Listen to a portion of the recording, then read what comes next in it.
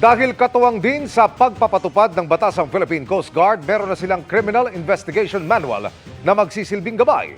Nakatutok si Chino Gaston.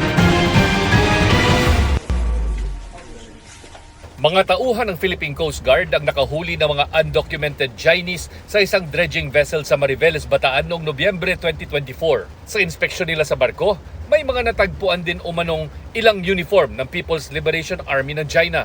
Isa lang yan sa dumaraming pagkakataon na ipinakita ang papel ng Coast Guard sa pagpapatupad ng batas. Marami kasing krimen ang nagaganap sa katubigan ng Pilipinas, tulad ng pagpapadaan sa tubig ng mga iligal na armas o droga. Minsan na rin silang tumulong sa pangangasiwa sa traffic at nakahuli pa ng mga dumaraan sa busway. Kaya naman para matiyak na maayos ang pagpapatupad nila sa batas, gagabayan na sila ng bagong Criminal Investigation Manual. Isinasaalang-alang nito ang Maritime Baselines Law para tukuyin ang mga katubigan ng Pilipinas kung saan pwedeng pairali ng batas.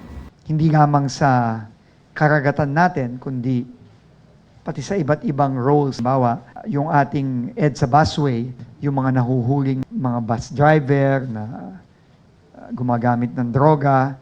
Kasi hanggang sa limits ng territorial sea natin, the laws of the land apply. So mayroon na po tayo ngayon guys, how to enforce the laws of the land. Tuloy rin nagsasanay ang mga taga-Coast Guard sa tulong ng Department of Justice para matiyak na matibay ang binubuo nilang kaso laban sa mga nahuhuling violator. Para sa GMA Integrated News, Chino Gaston, nakatutok, 24 oras.